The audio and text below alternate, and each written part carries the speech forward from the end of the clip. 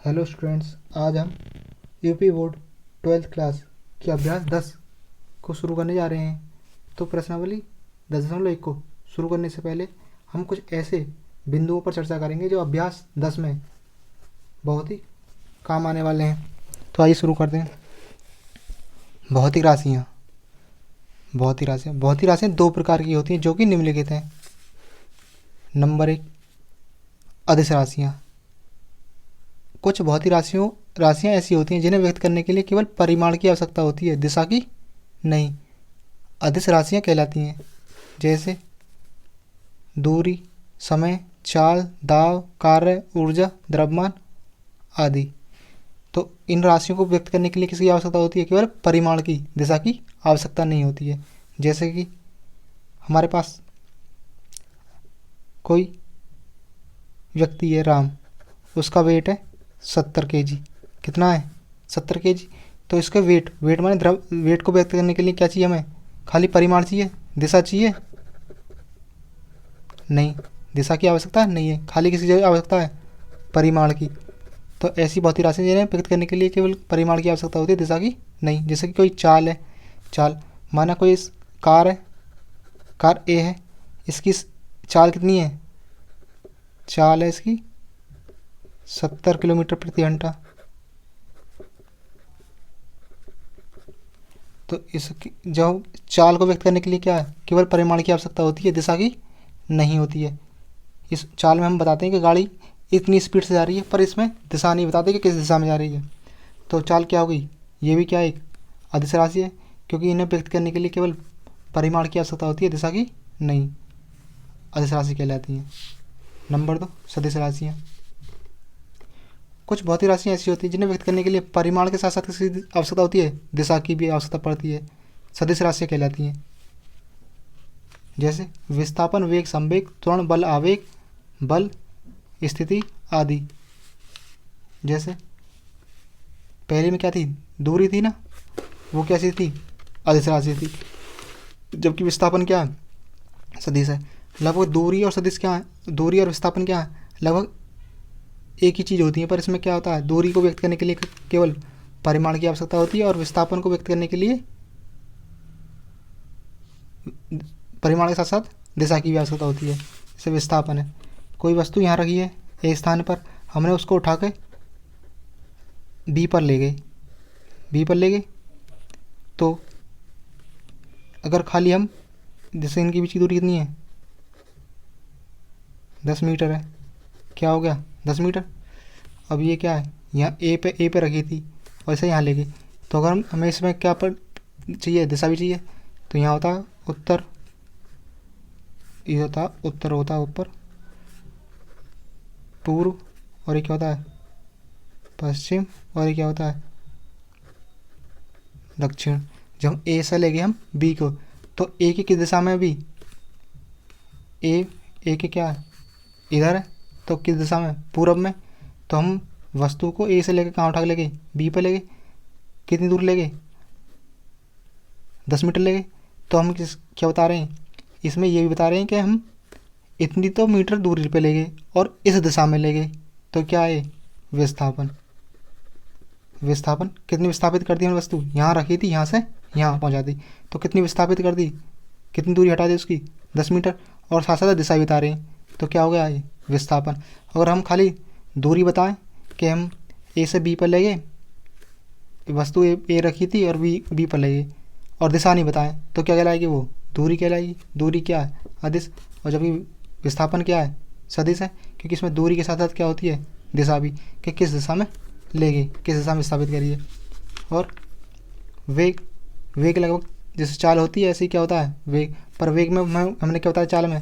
कि गाड़ी कितने किलोमीटर जा रही है? 70 किलोमीटर से। तो ये क्या होगी? चाल होगी।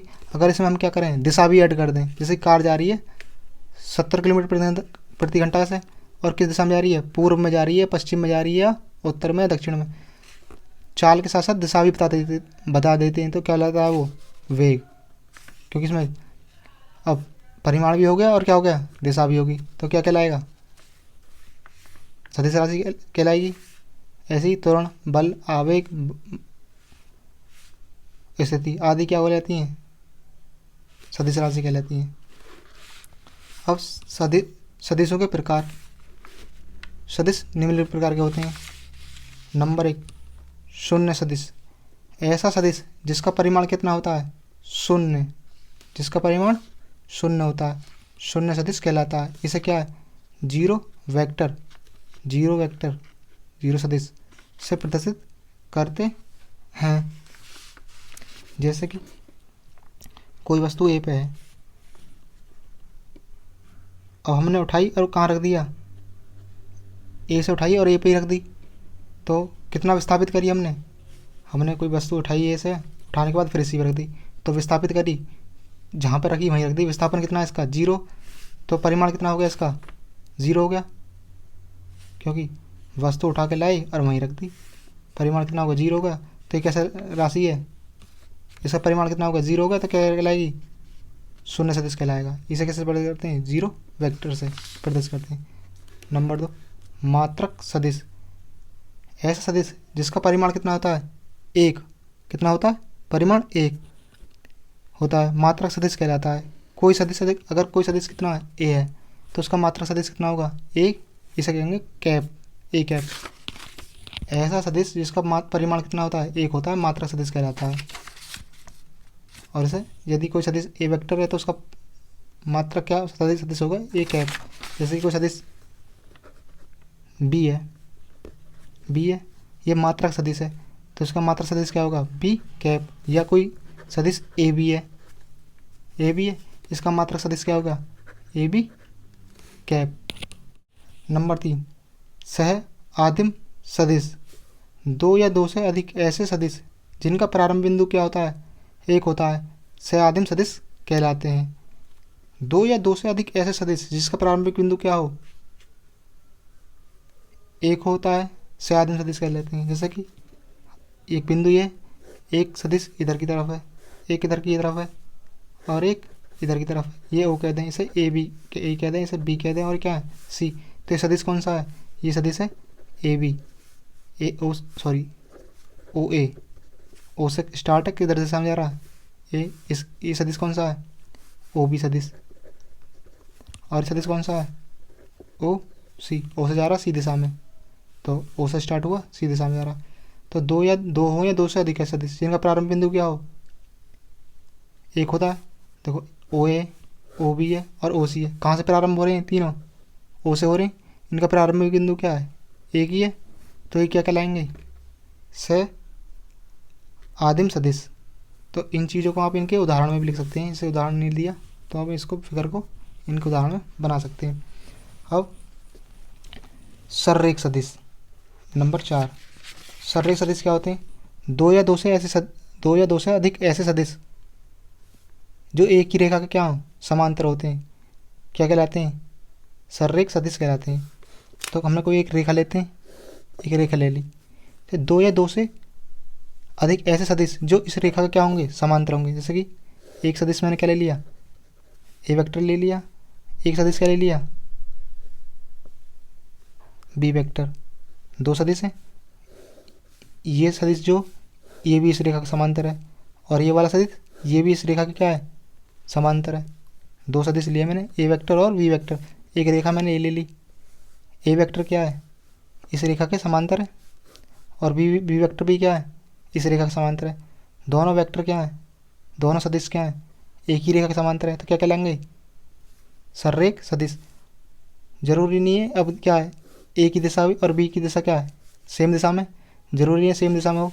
माना एक रेखा ए भी है, ए रेखा ए है, एक वेक्टर क्या है, ए वेक्टर है, और एक वेक्टर क्या है, बी वेक्टर है। ये ए वेक्टर है और ये बी वेक्टर है, दोनों वेक्टर क्या है, एक ही रेखा के समांतर है। ये ए वेक्टर इस रेखा के समांतर है, बी वेक्टर भी इस रेखा के समांतर है, पर दिशा क्या है, विपरीत है। दिशा इनकी एक दिशा में भी हो सकती है, और दिशाएं क्या हो सकती हैं इनकी, विपरीत भी। यहाँ क्या है, इन दोनों की क्या दिशा सेम है, और यहाँ क्या है, विपरीत है। ए वेक्टर की दिशा इधर है और बी वेक्टर की दिशा क्या है, इधर है। दिशा बदलने से कोई फ़र्क नहीं पड़ेगा, बस क्या होनी चाहिए, एक रेखा के समांतर होनी चाहिए। तो दो या दो से अधिक ऐसे सदिश जो एक ही रेखा के समांतर होते हैं क्या कहलाते हैं, सररेख सदिश कहलाते हैं। क्वेश्चन नंबर सदिश नंबर 5। तो सदिश नंबर 5 है समान सदिश। ऐसे सदिश जिनकी दिशा और परिमाण क्या होंगे, समान होंगे, उन्हें समान सदिश कह देते हैं। दो या दो से अधिक ऐसे सदिश जिनके दिशा और परिमाण क्या होनी चाहिए, समान होनी चाहिए। जैसे कि मैंने सदिश लिया ए वेक्टर, दूसरा सदिश के लिया बी वेक्टर, इसकी दिशा और दोनों की दिशा क्या होनी चाहिए, समान होनी चाहिए, और परिमाण क्या होनी चाहिए, बराबर होनी चाहिए। जैसे कि ए का परिमाण कह दूँ मैं 10 मात्रक है, तो बी का मात्रक बी का भी कितना परिमाण होना चाहिए, 10 मात्रक। तो जिनके परिमाण भी क्या होंगे, समान होंगे, और दिशा भी क्या होंगी, समान। अगर ए इधर दिशा में तो बी भी किस दिशा में होनी चाहिए, इस दिशा में। दिशा के साथ साथ परिमाण भी क्या होनी चाहिए, समान होनी चाहिए। तो क्या कहलाते हैं, समान सदिश। सदिश नंबर 6। तो क्या होते हैं, असमान सदिश। बिल्कुल समान सदिश के क्या होंगे, विपरीत। ऐसे सदिश जिनकी दिशा और परिमाण क्या हो, समान नहीं होनी चाहिए, क्या कहलाते हैं, असमान सदिश। ऐसे सदिश जिनकी दिशा और परिमाण क्या नहीं होनी चाहिए, समान नहीं होनी चाहिए। तो समान सदिश के क्या है, विपरीत है। माना दो सदिश ले लिए मैंने, एक ए वेक्टर है और एक क्या ले लिया, बी वेक्टर है। दिशा समान है, नहीं है। ए वेक्टर की दिशा किधर है, इधर की तरफ है, और बी वेक्टर की दिशा इधर की तरफ। माना इसका परिमाण कितना कह दूँ मैं, 10 मात्रक कह दूँ, और इसका कितना कह दूँ, 9 मात्रक। तो परिमाण क्या है इनके, अलग अलग है, दिशा भी क्या है, अलग अलग है। तो कैसे कहलाएंगे, असमान सदिश। सदिश नंबर 7 ऋणात्मक सदिश। ऐसे सदिश जिनके परिमाण तो समान होते हैं, परिमाण तो समान होंगे, परंतु दिशा क्या नहीं होंगी, समान नहीं होंगी। कैसे कहलाते हैं, ऋणात्मक सदिश कहलाते हैं। जैसे कि कोई सदिश क्या है, ए सदिश है, इसका परिमाण क्या देते हैं, परिमाण क्या देते हैं इसका 10 मात्रक। और एक बी सदिश लेते हैं, इसका परिमाण क्या देते हैं 10 मात्रक। ऐसे सदिश जिनके परिमाण तो क्या है, समान है, परंतु दिशा क्या है, समान नहीं है। तो क्या कहलाएंगे, ऋणात्मक सदिश होते हैं, कहलाते हैं। एक ही ध्यान रखना, अगर दोनों ये सदिश कैसे ऋणात्मक हैं तो ए वेक्टर बराबर बी वेक्टर माइनस के। ऋणात्मक सदिश में क्या होता है, दिशा क्या होती है, विपरीत होती हैं। एक की दिशा दूसरे की क्या होगी, विपरीत होगी। अगर दोनों क्या ऋणात्मक सदिश से क्या हो जाएगा, ए वेक्टर बराबर क्या, माइनस के बी वेक्टर, या बी वेक्टर बराबर माइनस के ए वेक्टर। अगर ये कैसे सदिश हैं, ऋणात्मक सदिश हैं, तो ऋणात्मक सदिश में क्या होता है, परिमाण समान होते हैं, दिशा समान नहीं होती। तो ये जैसे कि लिखवाए हुए हैं, बनाए हुए हैं एग्जाम्पल, तो आप जो इनके एग्जाम्पल में लिख सकते हो इन्हें फिगर को। आज के वीडियो में बस इतना ही। अगले लेक्चर में कुछ अन्य महत्वपूर्ण बिंदु लेकर आएंगे।